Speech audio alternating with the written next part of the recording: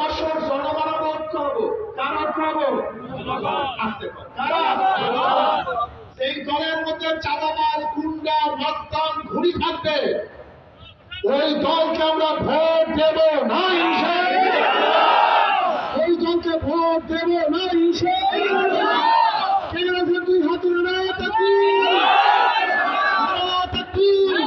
আলহামদুলিল্লাহ, জনগণ একমত, ঐক্য হন। গুন্ডা চাঁদাবাজকে ভোট দেবেন না, বাংলাদেশে আর চাঁদাবাজি থাকবে না। আপনাদের এখান থেকে আগামী নির্বাচনে হাত পাখা শান্তির কুটিকে নির্বাচন করবেন হাফেজ কারি মাওলানা মুফতি ফজলুল হক সাহেব। আলহামদুলিল্লাহ।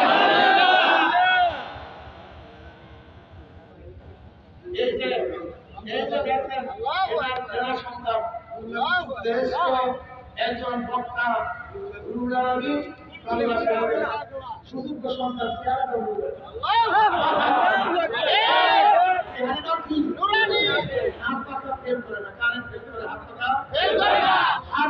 মুসলমানদেরও শান্তি দেয়, খ্রিস্টানদেরও শান্তি দেয়, হিন্দুদেরও শান্তি দেয়। বড়দের হাত পাকা প্রয়োজন, ছোটদের কথা ঠিক না? হাত পাকা প্রয়োজন গরিবদের, হাত পাকা প্রয়োজন ধরিদের। ইনশাআল্লাহ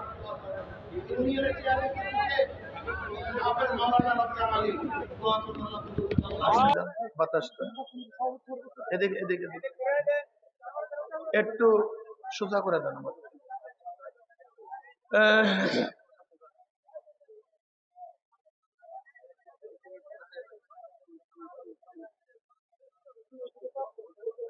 আলহামদুলিল্লাহ الحمد لله نحمده ونستعينه ونستغفره ونعوذ بالله من شرور أنفسنا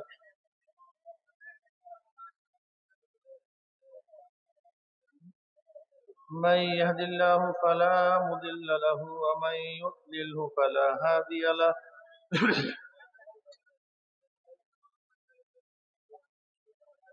ونشهد أن لا إله إلا الله وحده لا شريك له ونشهد أن محمدا عبده ورسوله أما بعد فأعوذ بالله من الشيطان الرجيم بسم الله الرحمن الرحيم يا أيها الذين آمنوا صلوا عليه وسلموا تسليما اللهم صل على سيدنا ونبينا وشفيعنا وحبيبنا مولانا محمد صلى الله عليه وعلى آله وأصحابه وبارك وسلم সবাই দুরূদ শরীফ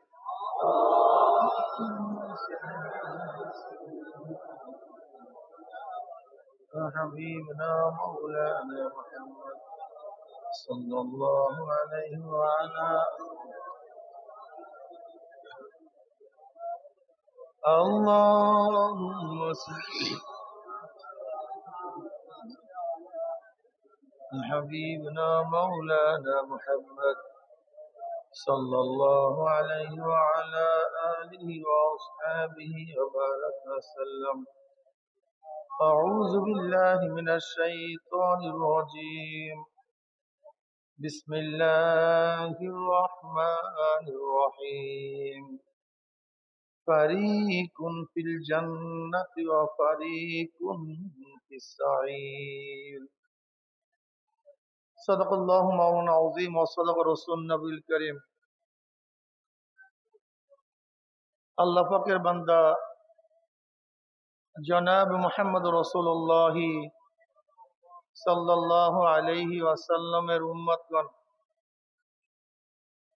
আল্লাহ পাক রব্বুল আলামিন আপনাকে আমাকে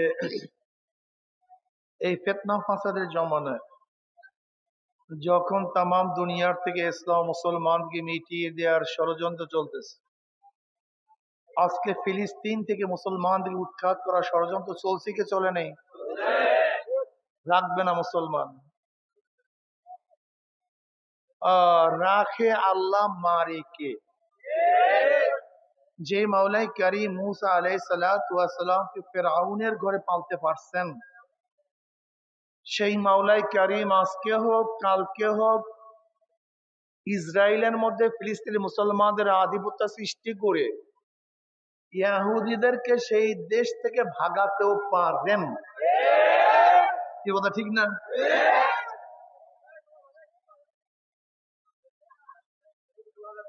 যে জমানায় মানুষ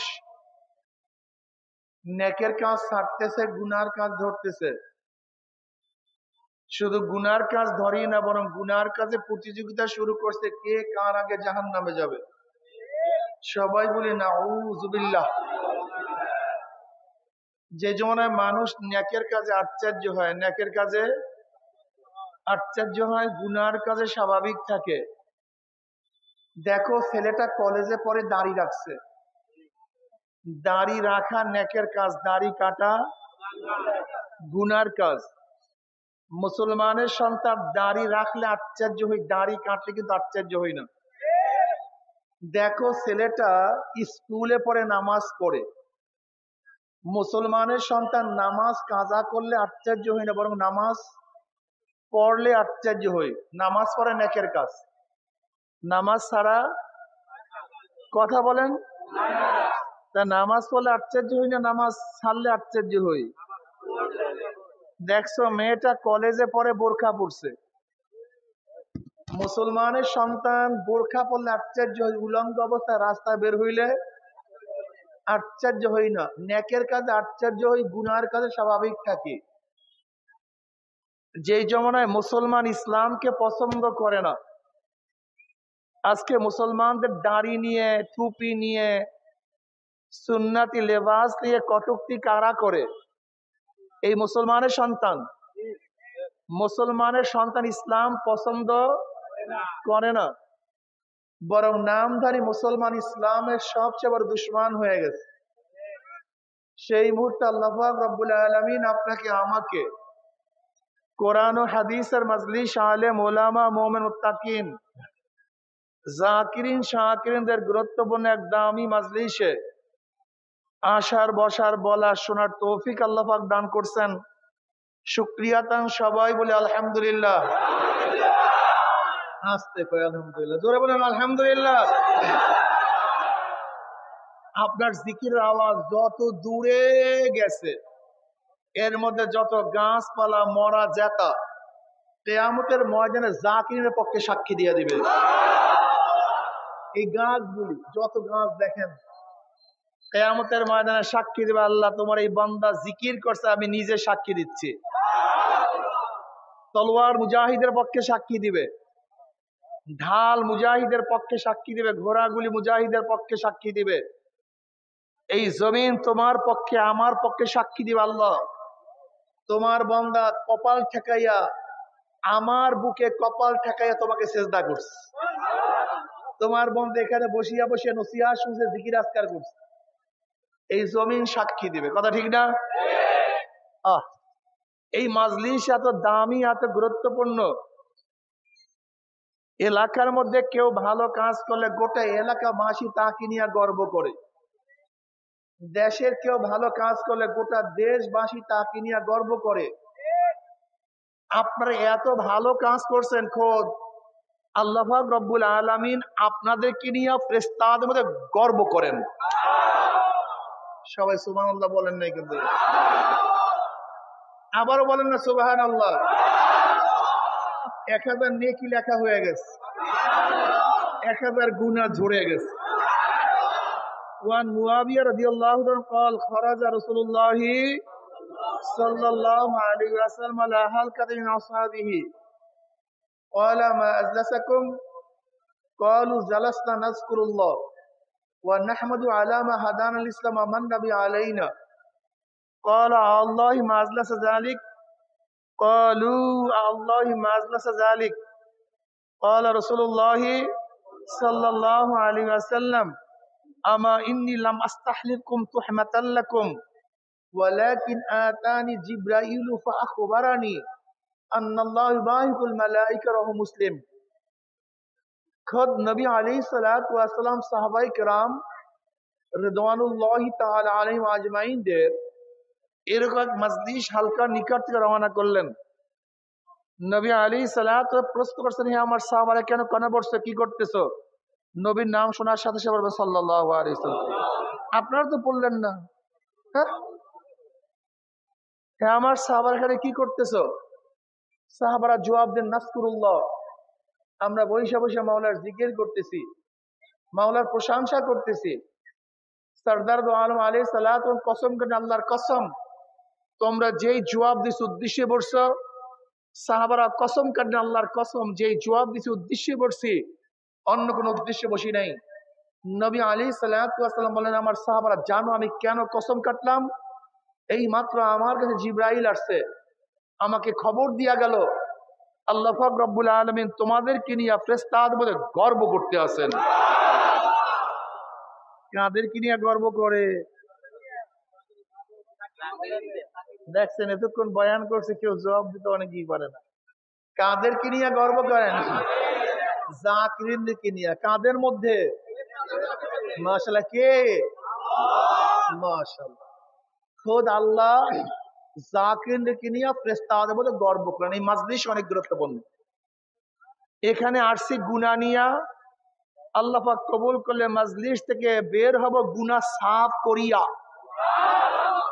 উশহিদুকুম আন্নী ক্বাদ গফারতু লাহুম, ফেরেশতারা সাক্ষী দাক গোটা মাজলিসের বান্দাদের গুনাহ আমি সব মাফ করে দিচ্ছি। যাই হোক, খুব খেয়ালের সাথে বয়ান শোনা চাই।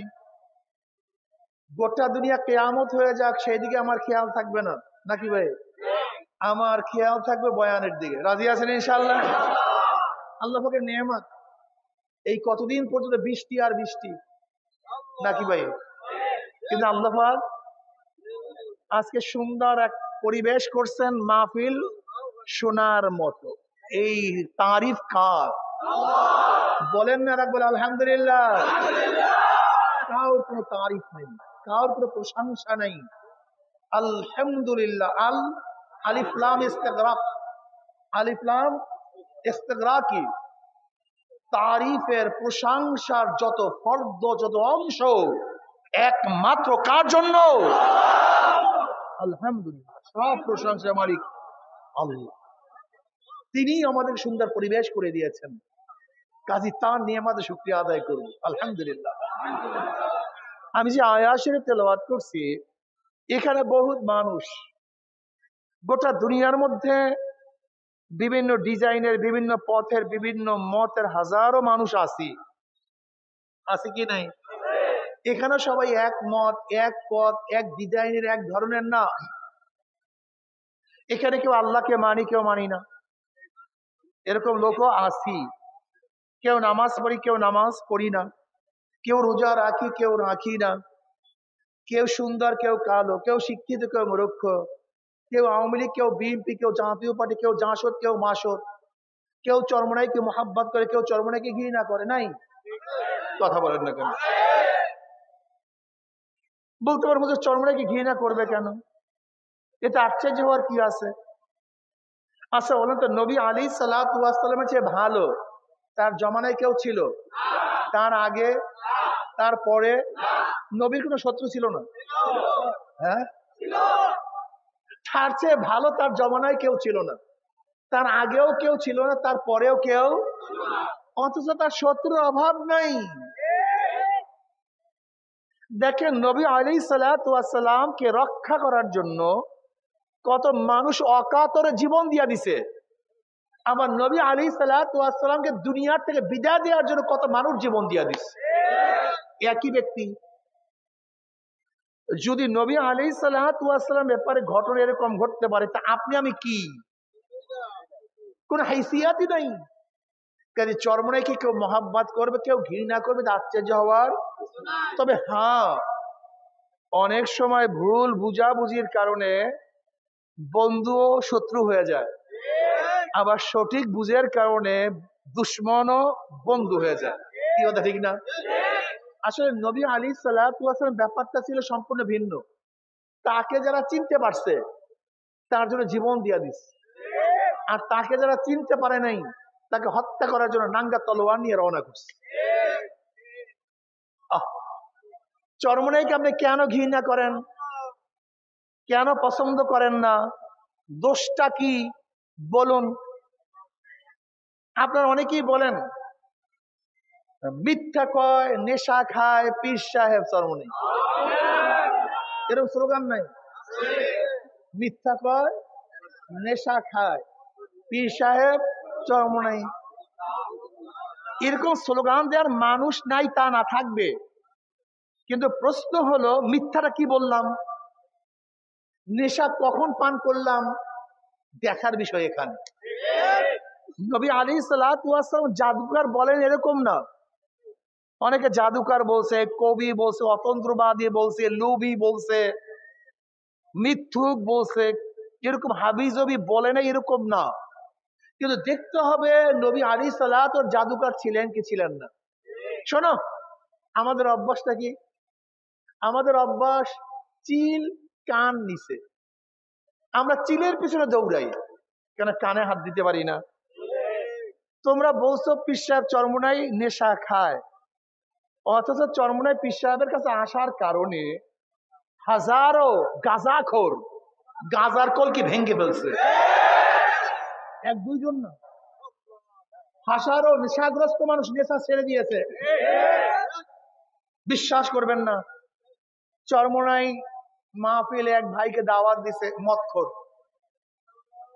যেই ভাই দাওয়াত দিছে, এখন মদখোর ব্যক্তি বলছে ভাই যে মদ ছাড়া থাকতে পারি না, আমার নেশাগ্রস্ত আমি যে মদ ছাড়া থাকতে পারি না, আমি যাব কিভাবে? বলে মদ নিয়ে আনেন, আপনার গাঠির মধ্যে মদ নিয়ে আনেন, যখন ফাঁক যোগ পাবেন পান করিয়া নিয়ে যান। ওই ব্যক্তির টেনশন ছিল হাজী ইমদাদুল্লাহ মহাজির মক্কি রহমতুল্লাহ ঘটনা। হাজী ইমদাদুল্লাহ মহাজির মক্কি রহমতুল্লাহ আলের কাছে এক মহিলা তার স্বামীকে পাঠায় দিস। স্ত্রীটা খুব ভালো, কিন্তু স্বামী নামাজ টামাজ পড়ে না। স্ত্রী বারবার বলতেছে, স্বামী আপনার যান হাজী সাহেব রহমতুল্লাহ আলের কাছে, হাজী সাহেব হুজুরের কাছে যান। আমি কেন যাব? গেলেই তো বলবে নামাজ পড়ো। আমি নামাজ পড়তে পারবো না। আমার নামাজ পড়ার আপত্তি নেই, কিন্তু আমি তো উজু করতে পারবো না। আমি কি করতে পারবো না? উজু আমার সহ্য হয় না, আমি উজু করতে পারবো না। আর হুজুরের কাছে গেলেই প্রথমে বলবে নামাজ পড়ো। কাজে যেহেতু আমি নামাজ পড়তে পারবো না, হুজুরের কাছে যাইয়াও কোনো লাভ নেই। এখন স্ত্রী চিন্তা করতেছে, আল্লাহ আমি আমার কাজ করব, তুমি তোমার কাজ করিও। এবার স্ত্রী হাতে পায়ে ধরে বলতেছে, আপনার হাতেও দর্শি পায়েও দর্শি, আপনি নামাজ পড়েন অথবা নাই পড়েন, আপনি হুজুরের কাছে যান। এখন স্ত্রীর জ্বালায় আর টিকতে পারে না, তাহলে যা, যখন তুমি বলছো গেলাম। হুজুরের কাছে গেছে, হুজুরের কাছে গিয়ে বলছে, হুজুর আমি কিন্তু আসতে চাই নাই, আমার স্ত্রীর তাড়নায় থাকতে পারি নাই, আমি জানি আপনার কাছে আসলেই আপনি নামাজের কথা বলবেন, আর আমি নামাজ পড়তে পারবো না। আমার নামাজে আপত্তি নেই, আমি উজু সহ্য হয় না, আমি উজু করতে পারবো। আর উজু ছাড়া নামাজ যদি হয় তাও বলেন। এখন হুজুরে নামাজের যত ফজিলাতের কথা বয়ান করছে, কোনো কাজ নেই, সে নামাজ পড়বে না। এখন আল্লাহর ওলি চিন্তা করলো, আল্লাহ ওকে যদি তুমি হেদায়েত নাই দিবা, তাহলে আমার কাছে পাঠাইছো কেন? আমার কাছে না পাঠাইও তো পারতা, আমার কাছে পাঠাইছো কেন? এবার হুজুর বলতেছে, আল্লাহ আমি আমার কাম করলাম, তুমি তোমার কাম করিও। আমি আমার কাজ করলাম, তুমি তোমার কাজ করিও। এবার হুজুর বয়াত করালেন, জিকির আজকার বাতায়া দিয়েছেন, আর জুতা দিয়ে দিয়েছেন, তুই যদি নামাজ পড়স তাহলে তোকে 20টা বাড়ি দেবো জুতা, যা। ও এত খুশি যে নামাজ পড়লে 20 জুতার বাড়ি, আর আমি জীবনে নামাজ পড়বই না, তো সমস্যা কি? খুশি পাগল। ওইদিকে আল্লাহর ওলি আল্লাহর সাথে কানেকশন লাগাইছে, আল্লাহ যদি হেদায়েত নাই দিবা আমার কাছে পাঠাইছো কেন? ফজরের পর আসছে, জোহরের নামাজের সময় হঠাৎ ওই ব্যক্তি স্ত্রীকে বলছে, স্ত্রী আমার চেহারাটা জ্বলিয়া যাইতে আছে, চেহারাটা সহ্য করতে পারি না, একটু পানি দাও, পানি দাও। স্ত্রী সুন্দর মতো মুখ ধোয়া দিচ্ছে। মুখ ধোয়াবার পরে হঠাৎ তার হাত জ্বলা শুরু করছে। বলে স্ত্রী আবার হাত জ্বলিয়া, ডাইন হাতটা জ্বলিয়া যায় রে, ধোয়া দাও। ডাইন হাতে পানি মারছে ভালো মতো, ডাইন হাত ঠান্ডা। এমনি আবার বাম হাত শুরু হয়ে গেছে। স্ত্রী বাম হাতটা ধোয়া দাও, ধোয়াবার পরে বাম হাত ঠান্ডা। বলে আরে আমার মাথা জ্বলিয়া যায়। মাথা মুছে করছে, মাথা ঠান্ডা। দেখে ডাইন পাও জ্বলা শুরু করছে। ডাইন পাও ধোয়াইছে, ডাইন পাও ঠান্ডা। বাম পাও ধোয়াইছে, কথা কয় না। এখন ব্যক্তি বলছে স্ত্রী যে উজুর ভয়ে নামাজ পড়তাম না, যখন উজু হয়েই গেছে তাই নামাজটা সারিয়া লাভ কি? নামাজটা সারিয়া লাভ কি? নামাজ পড়ছে। এবার জুথা বকুল জাত করিয়া হুজুরের কাছে রওনা করছে। কি শর্ত ছিল? নামাজ পড়লে 20 বাড়ি, জুতার বাড়ি। এখন বকুল জাত করে জুতা নিয়ে রওনা করছে। হুজুর দেখে হাসে, বলে হুজুর কাজ তো হয়ে গেছে। কি বলছিলাম নামাজ পড়বে না, নামাজ পড়লে 20 জুতা, নামাজ তো পড়িয়া ফেলাইছি, এখন জুতা মারেন। তখন হুজুর বলছে আমার কাজ আমি করছি, মাওলার কাজ মাওলাই করছে। আমি আল্লাহর কাছে দোয়া দিচ্ছি, মাওলা যেহেতু নিয়েই আসছে, হেদায়েত না দিয়ে মাহরুম করিও না। আল্লাহ তোমাকে হেদায়েত দিয়ে দিস। হেদায়েতের মালিক কে? যাইতে হবে। কেন বুঝেন না? বুখারীর মধ্যে রওয়ায়াত দেখেন নাই? বুখারীর মধ্যে রওয়ায়াত দেখেন নাই? বনি ইসরাইলের এক ব্যক্তি এমন কোন অপরাধ নেই। বুখারীর রওয়ায়াত বলতেছে, কিন্তু পুঁথি না, কেসা কাহিনী না। খুব ভালো মতো বুঝবেন। এই এই বাইঠিয়ে বিয়া কুছ কথা কর চায়। আল্লাহুম্মা সাল্লি আলা মুহাম্মাদ।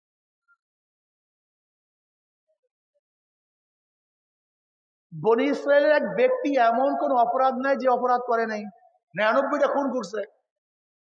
হঠাৎ চিন্তা করছে এত গুনাহ করলাম, এই অবস্থায় মারা গেলে আমার উপায়টা কি হবে? কি উপায়টা হবে? আগুন জ্বলছে কলিজার মধ্যে।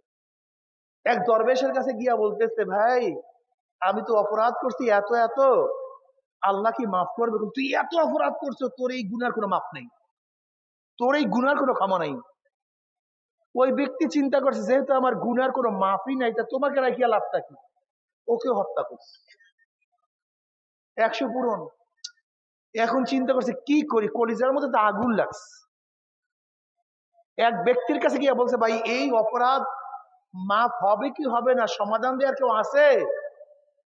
ওই গ্রামে একজন আলেম আছে, তুমি তার কাছে যাও, নিশ্চয়ই সে একটা সমাধান দিতে পারবে, তার কাছে যাও। ওই ব্যক্তি রওনা করছে সেই আলেমের কাছে সমাধান নেয়ার জন্য। আল্লাহর কি কৃষ্ণা, পথের মধ্যে আজরাইল সামনে হাজির। আজরাইল বলতেছে সামনে যাওয়ার কোনো উপায় নাই, এখানেই তোমার কারবার শেষ। টান দিয়ে রুটা নিয়ে গেছে। এখন জান্নাতের ফেরেশতারা আসছে রুহু নেয়ার জন্য, জাহান্নামের ফেরেশতারা আসছে রুহু নেয়ার জন্য। উভয় ঝগড়া। জান্নাতের ফেরেশতারা বলছে রুহু আমাদের, জাহান্নামের ফেরেশতারা বলছে রুহু আমাদের। ঝগড়া শুরু হয়ে গেছে। যেহেতু তওবা করতে রওনা করছে, রুহু আমাদের। আবার জাহান্নামের ফেরেশতারা বলছে রওনা করছে, তওবা করতে পারে নাই, কাজে রুহু আমাদের। উভয় বললেন আমাদের মধ্যে ঝগড়া করিয়া লাভ কি, চলো না আল্লাহর কাছে, সমাধান আল্লাহ পাক দিবেন। আল্লাহর কাছে গেছে। আল্লাহ পাক বলছে যাও, ওই ব্যক্তির লাশ সেখান থেকে নিজের বাড়ি মাপ দাও এবং আলেমের বাড়ি মাপ দাও।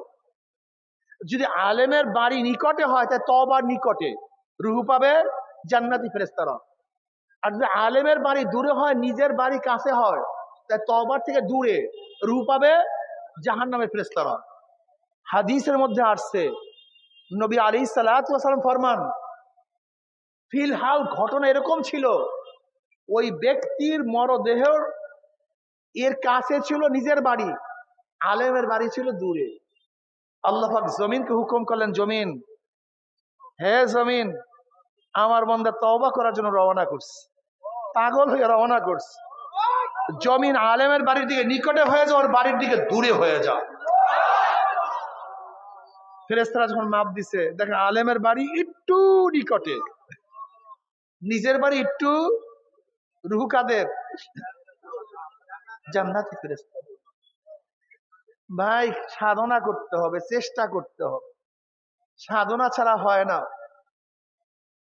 চরমোনাই মদের গাঠি নিয়ে রওনা করছে, গাঠির মধ্যে মদ, লঞ্চে উঠছে, দেখে সব মানুষ মুসল্লি, মদ পান করবে এমন কোনো জায়গা নেই, এমন কোনো, ঠিক আছে কালকে পান করব।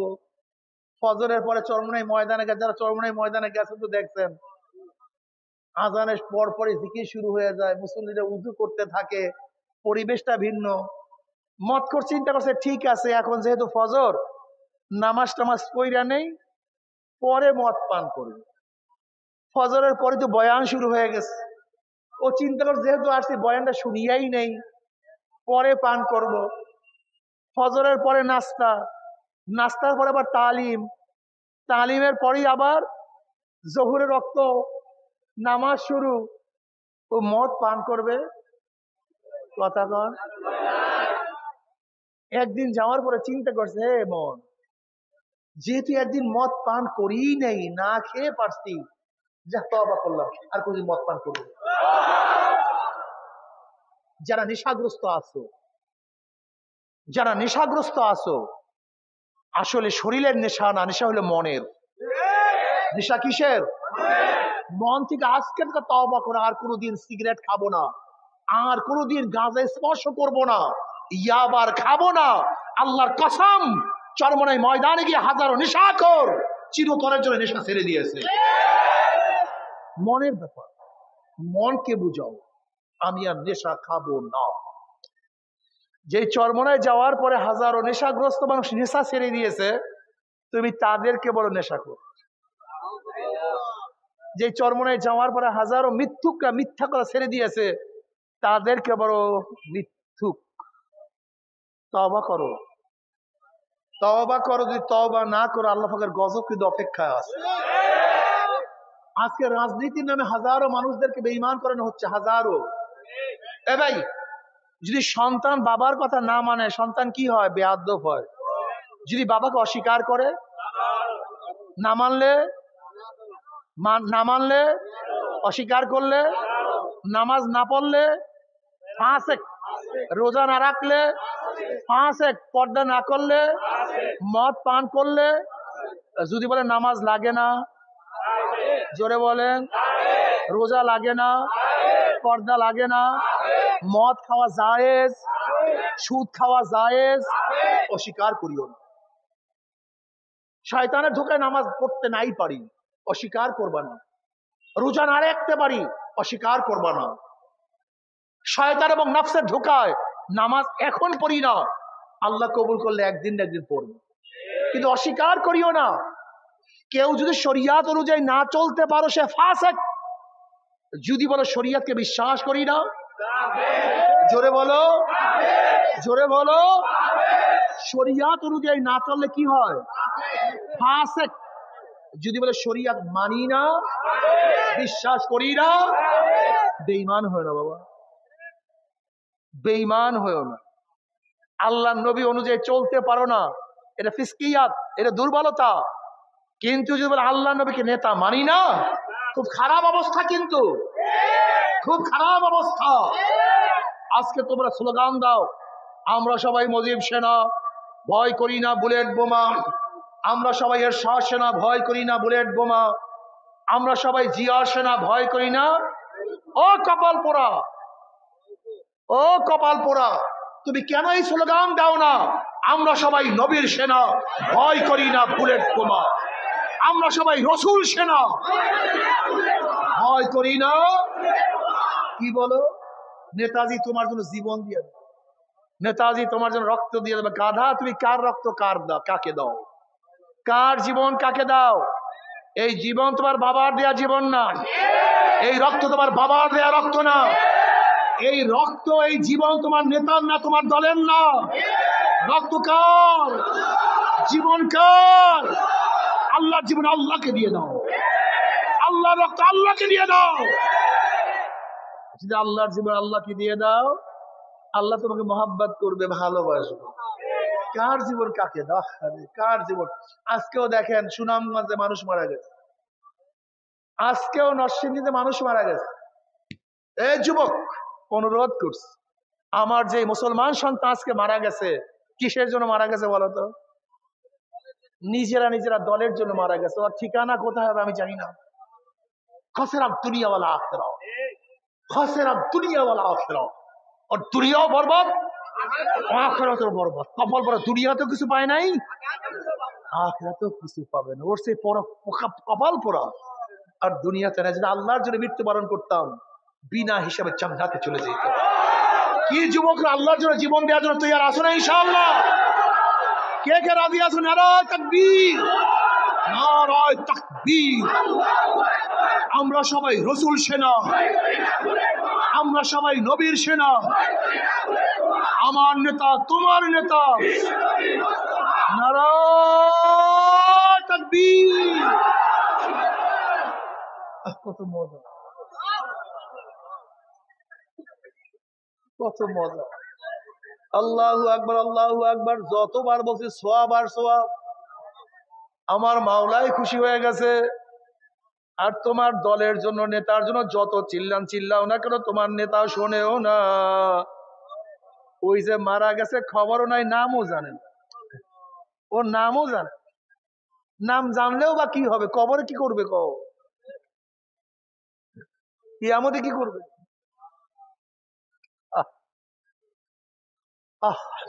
যুবক, বাপ মা কত কষ্ট করিয়া ছোটবেলা তোমাকে আমাকে পালছে। একজন মা তোমাকে আমাকে বড় করার জন্য জীবনটাকে নষ্ট করিয়া ফেলাইছে। আমার মা তোমার জন্য, আমার জন্য কত রাত্রে ঘুমায় নাই। আমার মা তোমার জন্য, আমার জন্য কত রাত্রে ভিজা জায়গায় শুয়ে আছে। আমার তোমার মা না খাইয়া তোমাকে আমাকে খাওয়াইছে। কত পায়খানা প্রসাব তোমার আমার সাফ করছে। সেই মা বাবার এত কষ্টের সাধনার তোমার জীবনটাকে কোথায় রওনা করছো? কি নিয়ে রওনা করছো? কার জন্য বিলীন করতে আসো? আজকে বাপ মা তোমাকে আমাকে এত সাধনা করছে, বাবার কথা মানো না, মায়ের কথাও মানো না। অত সামান্য স্বার্থের জন্য নেতার পিছনে ঘোরো, দলের পিছনে ঘোরো। অথচ দুনিয়ার থেকে বিদায় হওয়ার পরে নেতারা দুই একদিন তোমার আমার আলোচনা করার পরে তারা সবাই ভুলিয়া যাবে। আসলে দুনিয়া কিছু না,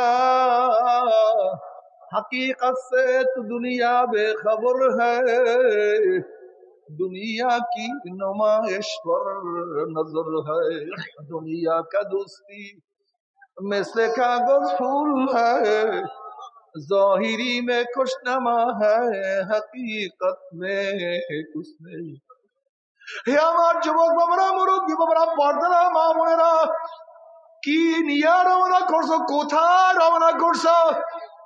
যারা বিশ্বাস করে আখিরাত আছে, যারা বিশ্বাস করে মিজান হবে, যারা বিশ্বাস করে পুলসরাত পার দিতে হবে, খবরদার হিসাব নিকাশ না মিলাইয়া কেউ মাওলার কবরে যাইও না। হে নৌকার মাঝি, মেঘনার মতো বিশাল নদী, পদ্মার মতো বিশাল নদী পাড়ি দিতে হবে। বিশাল দরিয়া, বিশাল নদী। ওরে মাঝি, এখনো তুমি দরিয়ার কিনারায় আছো, তোমার নৌকা পরীক্ষা করো। নৌকার তকটা কি ভালো না পচিয়া গেছে? দাঁড় বৈঠার অবস্থা কি? তোমার পাল মস্তরের অবস্থা কি? তোমার বাদামের রশির অবস্থা কি? ওরে মাঝি, নদীর মধ্যে বিশাল তুফান, প্রচন্ড গতিতে বাতাস, অনেক বড় ঢেউ। ও মাঝি, যদি তুমি নৌকা পরীক্ষা নিরীক্ষা না করিয়া দুর্বল তক্তার নৌকা, পচা কাপড়, পচা রশি, পচা বৈঠা নিয়ে যদি নদীর মধ্যে পানি জমাইয়া বসো, যখন তুফান তোমার দুই দিক থেকে জোরে বাড়ি মারবে আর বাতাস প্রচন্ড বেগে যখন তোমার বাদামের উপরে চাপ মারবে, যদি পচা রশি হয়, পচা কাপড় হয়, ফারাত তোমার বাদামের কাপড় হারিয়ে যাবে, রশি টাস ছিড়িয়া যাবে, বৈঠা ভাঙ্গিয়া যাবে, তোমার তক্তাগুলি আলাদা হয়ে যাবে।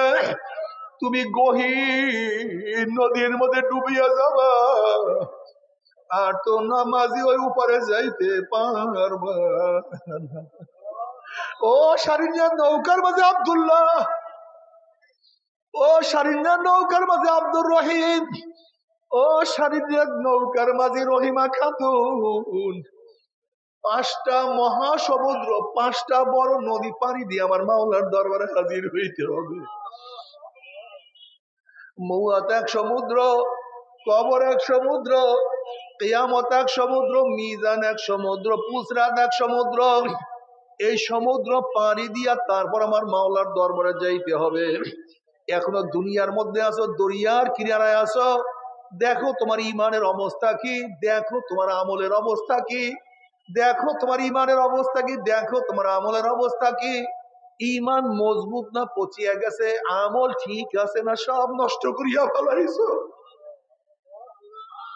তোমার ইমানে এত দুর্বল হয়ে গেছে, তোমার ইমানে এত পচিয়া গেছে, তোমার আমলে এত নষ্ট হয়ে গেছে।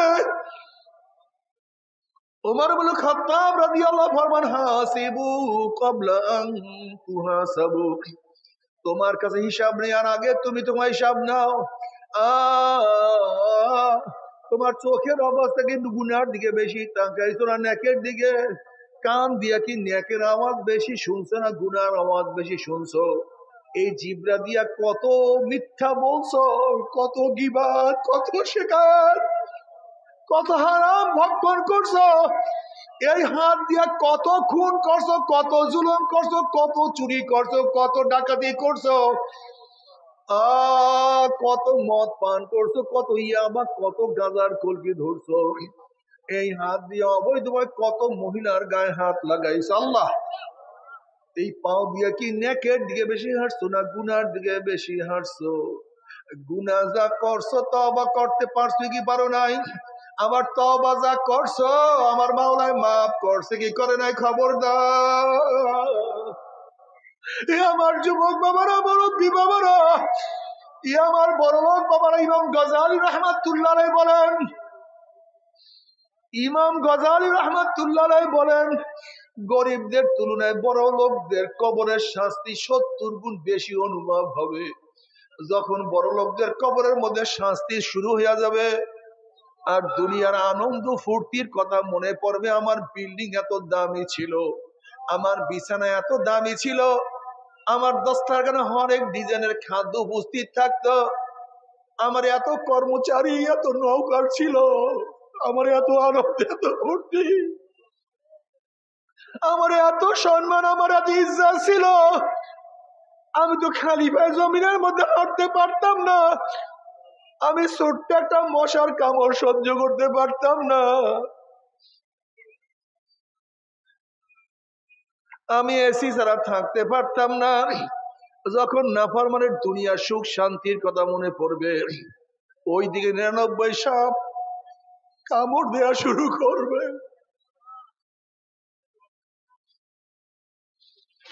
ওইদিকে গুর্জের বাড়ি শুরু হয়ে যাবে। আল্লাহ, ওই নাফরমান বদমাশের 2 পাশের কবরের মাটি এত জোরে চাপ মারবে, আল্লাহ চাপের শোনে এক পাথরের হাঁটি আর এক পাথরে লাগাইয়া ফেলাইবে। আল্লাহ, বাবার সহ্য করতে পারবি? ওই আযাব তো সহ্য করতে পারবো না।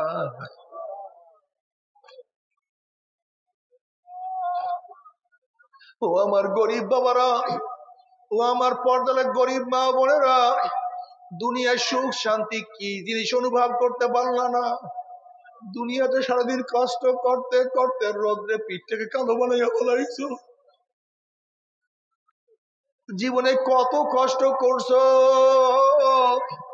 আবার কবরে গিয়ে যদি কষ্ট শুরু হইয়া যায়, ওই কবরে গিয়ে যদি গুর্জের বাড়ি শুরু হইয়া যায়, তোমার সে আমার সে বড় বদনসিব আর কেউ হইতে পারে না। ও আমার গরিব বাবারা, কেন ইবাদত করবা না? তুমি কেন নামাজ পড়বা না? তুমি কি জানো 1 ওয়াক্ত নামাজ ইচ্ছা করিয়া কাজা করলে 2 কোটি 88 লক্ষ বছর জাহান্নামে থাকতে হবে। আল্লাহ আমাদের সবাইকে মাফ করিয়া দাও, আমাদের সবাইকে ক্ষমা করিয়া দাও। নবী আলাইহিস সালাতু ওয়াস সালাম ফরমান, আল ফারকু বাইনাল আবদি ওয়াল কুফরি তারকুস সালাহ। মুমিন এবং বেঈমানের মধ্যে পার্থক্য, মুমিন নামাজ পড়ে, বেঈমানরা নামাজ পড়ে না। মুমিনরা আল্লাহর সামনে দাঁড়ায়, বেঈমানরা আল্লাহর সামনে দাঁড়ায় না। এক কথায় মুমিন নামাজ পড়ে, কাফেররা নামাজ পড়ে না। আজকের থেকে নিয়ত করো রে মন, জীবন যাকার থাক, আজকের থেকে 5 ওয়াক্ত নামাজ আমি আর ছাড়বো না। আল্লাহ আমাদের সবাইকে নামাজ পড়ার তৌফিক দিয়া দাও। আল্লাহ সবাইকে ইবাদত করার তৌফিক দিয়া দাও। ইয়া আল্লাহ তোমার গোলামি করার সবাইকে তৌফিক দিয়া দাও। এরপরে আল্লাহ কিয়ামতের ময়দান কায়েম করবে। আজকে দুনিয়ার মধ্যে তুমি কি দেখো না, বন্যার সময় মা বাচ্চাকে কোলে নিয়ে বন্যার মধ্যে সাঁতার কাটে, যখন দেখে আর মা বাচ্চাকে নিয়ে সাঁতার কাটতে পারে না, অমনি মা বাচ্চাকে ছাড়িয়ে দেয়।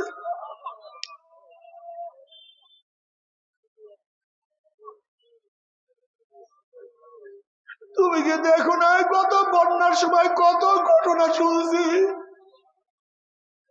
বাবা ছোট সন্তানকে কাঁধে নিয়ে সাঁতার কাটা শুরু করছে।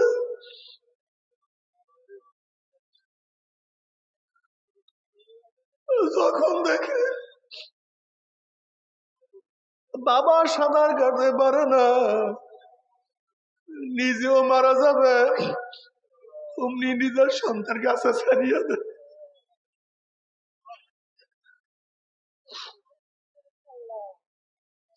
বাবারে দুনিয়ার মধ্যে বিপদে পড়লে বন্ধু চলিয়া যায়, বিপদে পড়লে স্ত্রী স্বামী ছাড়িয়া চলিয়া যায়। দুনিয়ার বিপদে পড়লে স্বামী স্ত্রীকে ত্যাগ করিয়া দেয়, দুনিয়ার বিপদে পড়লে বাবা ছেলেকে, ছেলে বাবাকে ছাড়িয়া দেয়। ঠিক কিয়ামতের ময়দানের কথা আল্লাহ পাক কালামে পাকের মধ্যে ফরমান, ইয়াউমা ইয়াফিরুল মারউ মিন আখিহি ওয়া উম্মিহি ওয়া আবিহি ওয়া সাহিবাতিহি ওয়া বানি।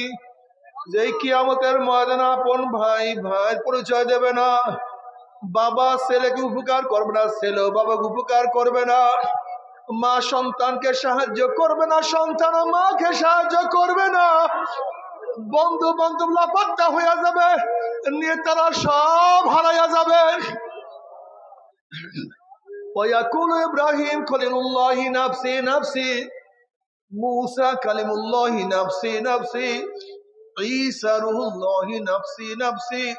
সমস্ত নবীরা বলবে, মাওলা আমাকে বাঁচাও, আমাকে বাঁচাও, আমাকে বাঁচাও। নবীদের স্ত্রীর কথা নবীরা ভুলিয়া যাবে, নবীদের ছেলেদের কথা অন্যান্য নবীরা ভুলিয়া যাবে, অন্যান্য নবীরা তাদের উম্মতের কথা ভুলিয়া যাবে, সবাই নিজেকে নিয়ে ব্যস্ত হইয়া যাবে। এই মুহূর্তে তোমার আমার নবী জনাব মুহাম্মদ রাসূলুল্লাহ সাল্লাল্লাহু আলাইহি ওয়াসাল্লাম সিজদায় পড়িয়া বলবে, মাওলা তোমার ইজ্জত ও জালালের কসম খেয়ে বলতে আছি, ওই জাহান্নাম যেমন একটা উম্মতকেও খাইয়া ফেলায়, আমি কিন্তু তোমার হাবিব জান্নাতের মধ্যে ঢুকবো না। ও কপাল পোড়ার দলেরা, যেই আল্লাহর হাবিব কঠিন মুহূর্তে তোমাকে আমাকে ভুলবে না, সেই আল্লাহর হাবিবকে কেন নেতা মানো না? সেই আল্লাহর হাবিবের আদর্শ নীতি কেন ভালো লাগে না? তোমার চেয়ে আমার চেয়ে বড় কপাল পোড়ার কেউ হইতে পারে না। শুধু একজন ব্যক্তি বলবে, রব্বি হাবলি উম্মতি, রব্বি হাবলি উম্মতি, রব্বি হাবলি উম্মতি। মাওলা আমার উম্মতের উপায় কি? উম্মতের উপায় কি? উম্মতের উপায় কি? আমার উম্মত, আমার উম্মত, আমার উম্মত। আল্লাহ নবী আলাইহিস সালাতু ওয়াস সালাম দোয়া কবুল করে আল্লাহ পাক বলবে, যাও জিবরাইল আমার হাবিবের কাছে পানিটুকু নিয়ে দিয়ে আসো। নবী আলাইহিস সালাতু ওয়াস সালাম যখন এই পানি জাহান্নামের গায়ে ছিটা মারবে, জাহান্নাম ক্যাত ক্যাত ক্যাত ক্যাত করে পিছনে সরিয়া যাবে। আল্লাহর হাবিব বলবেন, মাওলা রে যে জাহান্নামকে লক্ষ লক্ষ ফেরেশতারা ধরিয়া রাখতে পারে না, এ আবার কোন কুদরতি পানি, কোন আশ্চর্য পানি, যেই পানি মারার সাথে সাথে জাহান্নাম পিছনে সরিয়া গেল। আল্লাহ পাক ডাকলেন, হাবিব গো, এই পানি কোন আশ্চর্য পানি না, কোন কুদরতি পানি না, এই পানি হলো তোমার গুনাহগার উম্মতের চোখের পানি। আমার হাবিব আর আল্লাহর হাবিব আলাইহিস সালাতু ফরমান, এ আমার উম্মত কান্দো কান্দো কান্দো, কান্না না আসলে মুখটাকে বেকা তেরা করিয়া বলো, মাওলা রে মাওলা রে মাওলা রে, ও আমার মালিক আমার মালিক।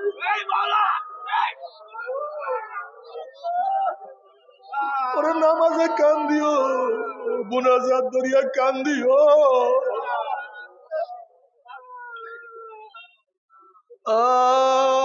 আইনা ইয়া আল্লাহ তাবকিয়ানে আলা যানবি, আইনা ইয়া আল্লাহ তাবকিয়ানে আলা যানবি, তানাসারা উমরি মিয়াদি ওয়ালা আদরি। আফসোস আমার চক্ষু, ও আমার চক্ষু, তুই আমার গুনার কথা স্মরণ করিয়া কেন কান্দো না? এত গুনাহ করলাম, ওরে এত নামাজ কাজা করলাম, এত রোজা সারলাম, এত মদ পান করলাম, এত গাঁজা সেবন করলাম, এত অবৈধ কাজ করলাম, এত বিপর্দা জেনার মধ্যে লিপ্ত হইলাম, এত সুদ এত ঘুষ গ্রহণ করলাম, এত মিথ্যা গিবা শিকায়ত করলাম, গুনার গুনা। ওরে চক্ষু দিয়ে আমার গুনার কথা স্মরণ করিয়া কেন কান্দো না? অথচ আমার সামনে আমার দাড়ি পাকিয়া গেল, আমার সামনে আমার চুল পাকিয়া গেল, আমার সামনে আমার চোখের পাওয়ার কমিয়া গেল, আমার সামনে আমার হাতের বল, হাতের শক্তি, পার শক্তি, হাঁটুর শক্তি, শরীরের শক্তি সব দুর্বল হইয়া গেল, কিন্তু কোনো কিছু হিসাব মিলাইতে পারলাম না।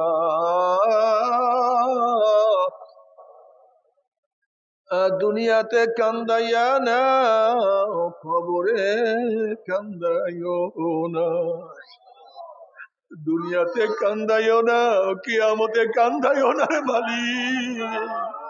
ও আমার যুবক বাবার একদিন চিন্তা করছো রে মালিক, আমি যেই গুনাহ করছি, যে তুমি আমাকে কিয়ামতের ময়দানে জিজ্ঞাসা করো, আমার উপায়টা কি হবে?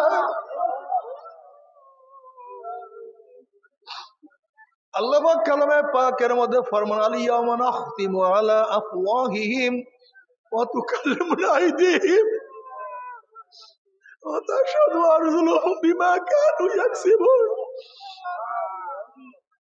ওরে কিয়ামতের ময়দানে মাওলা তোমাকে আমাকে মুখ বন্ধ করিয়া দিবে,